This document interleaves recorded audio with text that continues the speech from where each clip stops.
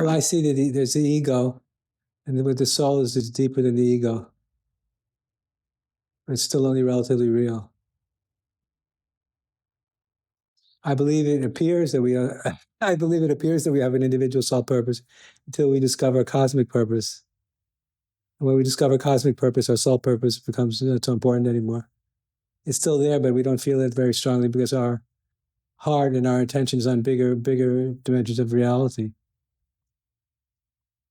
So our soul purpose is there from the very beginning, but it's all about me and the evolution of my soul and my soul's purpose. But when you wake up and you realize your soul is part of a larger developmental process, it involves the whole cosmos becoming conscious, and your soul is a tiny part of a much bigger process, and the process is a singularity, a cosmic singularity.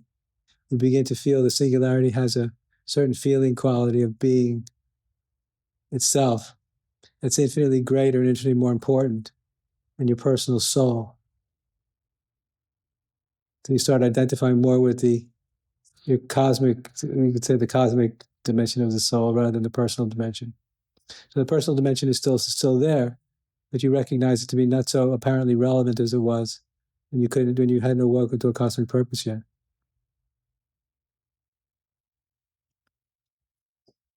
Because when people talk about the soul's purpose, they get very narcissistic. My soul, my experience, my feeling, my precious ego, my suffering, my this and that. So when people speak, when you identify with the soul, it makes you feel very precious, very, very important. So whereas I think it's a step on the evolutionary path, it's a good place not to get stuck for too long. The soul is relatively real. It's not absolutely real, but it's more real than the ego is. From this enlightenment perspective, the ego is completely unreal. The soul is relatively real. The self is absolutely real. Because if you've been living in your ego your whole life, you have a soul awakening. You feel like you're connecting much more deeply to yourself and to truth and to reality. But if you go from having a soul level self awakening to cosmic awakening to yourself as the whole cosmos awakening to itself, it's a huge leap. The self you awaken to is infinitely bigger, infinitely freer, infinitely more profound and meaningful. So now, from the vantage point of the vehicle, which is the body, mind, and personality, you're cognizing all the totality of reality. That's a balancing act. It's a paradox between the relative nature of your body, your mind, and your personality, and all the karmas involved in that, and the infinite evolutionary karmic potential of the evolution of the whole cosmos, or the multiple cosmos. We don't know. It's stepping into a whole different level of cognition and consciousness about reality. It's inconceivable to the mind. You start living a much bigger life. So your personal soul still exists. It still has its own vibration, but your attention is on something much bigger, which includes the personal soul, but it also transcends it.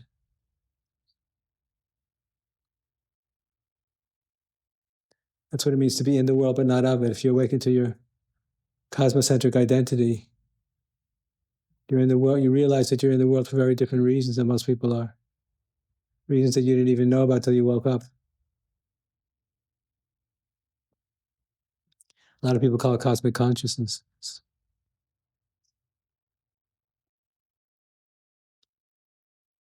But it's very exciting. The enormity of the picture is very exciting, and it's infinitely rewarding and infinitely compelling. And it's an infinite source of meaning and purpose, in which you feel your role here is potentially very significant beyond this mere human birth, this precious human birth. This is just one birth.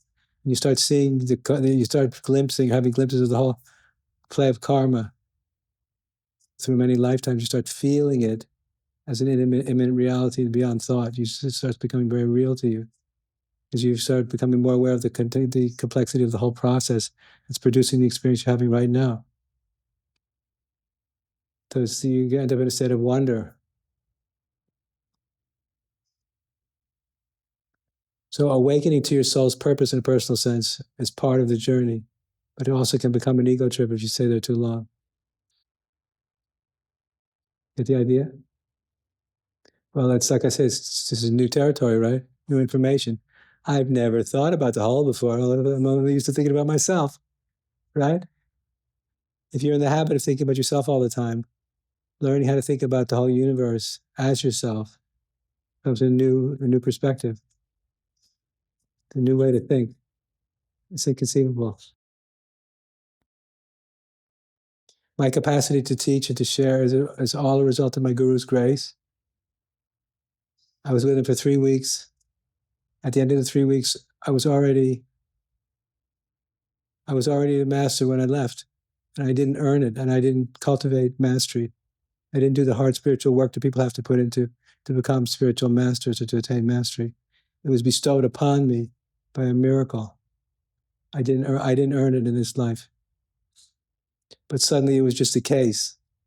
And my friends, including Murray over here, started treating me very differently. I didn't know what was happening. It was a miracle and it is a miracle. It was unearned. But then I had to accept it. He said, I want you to accept this gift. I want you to take responsibility for it. So I didn't really feel I had a choice, but I didn't know what was happening.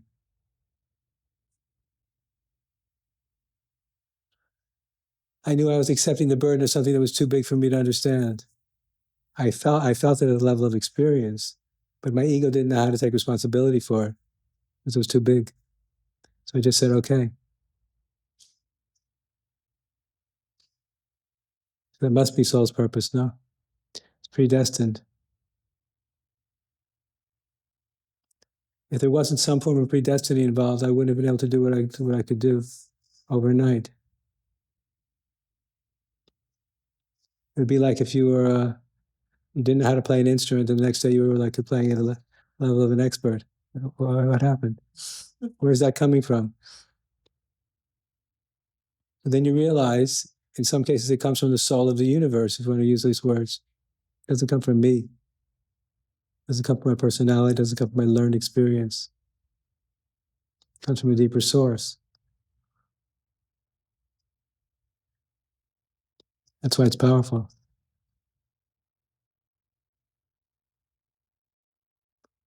And when we start reaching deeper into life, into consciousness, into human potential, into evolutionary purpose, we start discovering, as I was explaining, different dimensions of this potential that we had no idea existed. We start living a very big life for very big reasons. We didn't even realize how big it was before. When we awaken to these other dimensions, it's like, oh my God, I had no idea. And you realize it's a very different movie than you had any idea about. And at that point, you have to have the courage not to resist and to go forth, or to get scared and recoil. It's too big, it's too terrifying. Because if you're going to accept this kind of karma, you have to be willing to be seen in public. It means you don't have a private life anymore, personal life. It's finished. Because now you're living for the truth. In all our human imperfection, we're still living for the truth anyway. Still have the courage to take that risk. Paula?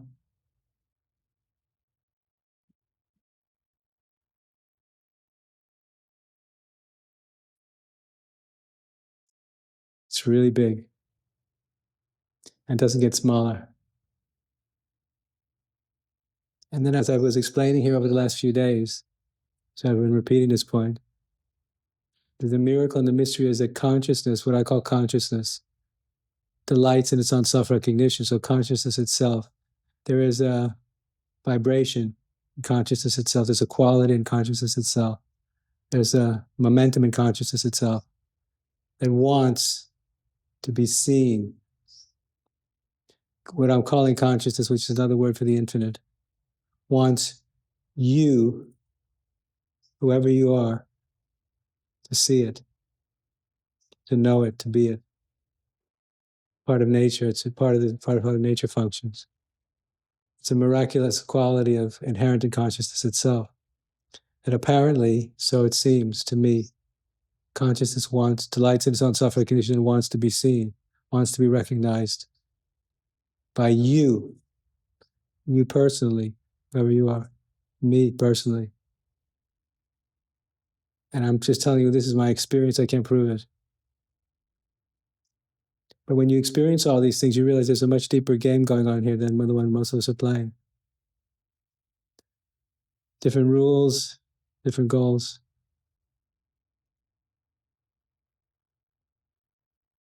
So what you begin to find is that as a personal vehicle, as a body, mind, as a separate body, mind, and personality. So relative self exists as the body, the mind, and the personality. It's a relative vehicle. The body, mind, and personality is living between two worlds, between relative reality, where the body, mind, and personality abide, and absolute reality, which occurs in this transcendental space. We have to hold, if you're going to awaken to that degree, you have to hold a balance, or the integration of these two dimensions. Hold these two truths within elegant awareness. That's the challenge.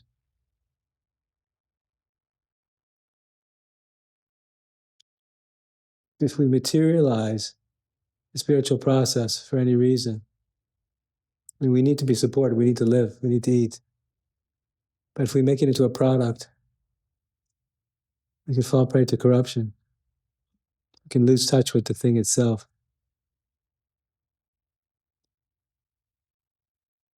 I don't know what the perfect relationship to money is. I don't have the solution. But my guru used to say, he said, because he was a powerfully, spontaneously realized, uncompromising, crazy character. He knows a lot of Westerners were coming to him, where he called them. He looked at me and said, "They're professional teachers, Andrew." So when he said they're professional, he was winking. That to him was the sign of where they were coming from. It didn't mean they didn't have anything to offer. Just like from his point of view, that meant there was some problem, a fundamental problem.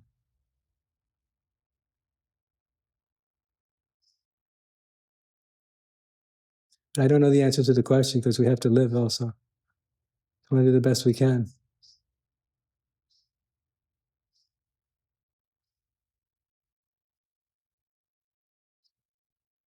But how much does the consciousness cost? How much does consciousness cost? What I have noticed is that if you give a course, for example, let's say you give a course, and you charge like a weekend course, and if you charge $150 for a weekend course, 6 hours a day, versus charging $3,000 for the weekend course, the people that pay the $3,000 are going to be a lot more serious and have much bigger expectations than people that are paying $250 or whatever it is, because money is our highest value in Western culture, right? So if you charge more money, people think it's more valuable. You want to be trying to be an exemplar, because we're all imperfect. We're all imperfect. Nobody's perfect. We're all hypocrites on some level. So within that unbearable truth, we have to try and do well anyway.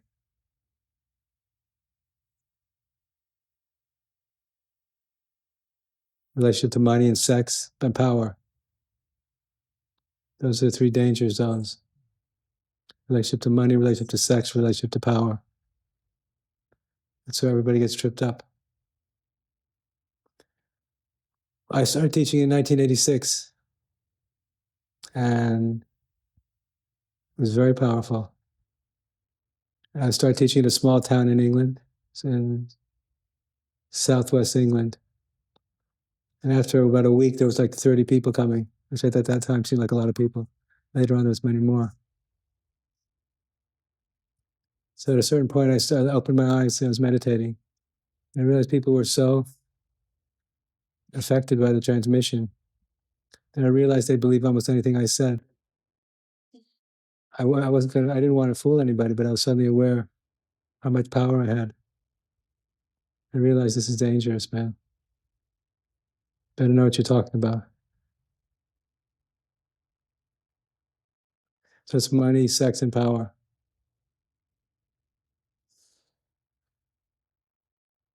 And say that you want to be strong and authoritative in yourself. And you also have to remember that everybody's crazy. There's an American spiritual teacher named Lama Surya Das. He's another American Jewish guy like me. And he said one thing he's learned is that he keeps saying everybody's crazy. So everybody's crazy means most people are not emotionally trustworthy. You have to protect yourself from people that are not emotionally trustworthy. Be careful. Because the world is a dangerous place and everybody means well, but they're not often in control of themselves. And if you have a lot of power, people are going to want to take you down. So it's a hard road to travel. And the more you embrace your own spiritual power, the more alone you have to be willing to be.